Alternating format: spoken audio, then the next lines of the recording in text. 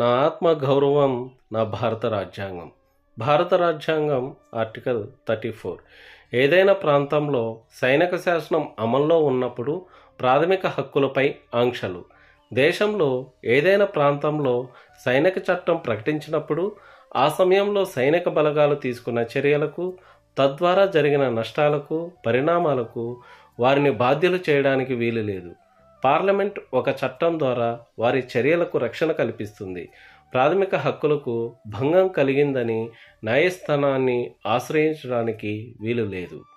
Article 35 ప్రాథమిక హక్కులను అమలుపరచుటకు శాసనాలు చేసే అధికారం ఈ రాజ్యాంగంలో ఏమున్నప్పటికీ 35A క్లాజ్ 1 ప్రకారం article 16 clause 3, article 32 clause 3, article 33 మరియు ఆర్టికల్ 34లలోని అంశాలపైన చట్టం చేసే అధికారం పార్లమెంటుకు ఉంటుంది.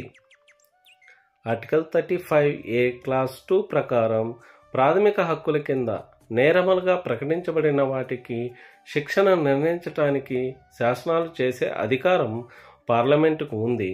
కానీ రాష్ట్ర శాసనసభలకు మాత్రం ఈ అధికారం లేదు. రాజ్యాంగం ప్రారంభమైన తర్వాత పార్లమెంటు సబ్ క్లాస్ 2లోని నిర్దేశించిన కార్యాలకు శిక్షలను విహితం చేయు శాసనాలు చేయాలి. ఆర్టికల్ 35B పైన పేర్కొన్న సబ్ క్లాస్ 1లోని లేదా సబ్ క్లాస్ 2లోని విషయాలపైన ఏదైనా చట్టం రాజ్యాంగం ప్రారంభమైనప్పుడు ఉన్నట్లయితే అది పార్లమెంటు మార్చనంత వరకు లేదా రద్దు చేయనంత వరకు అమలులో ఉంటుంది. జై భీమ్, జై భారత్, జై భారత రాజ్యాంగం.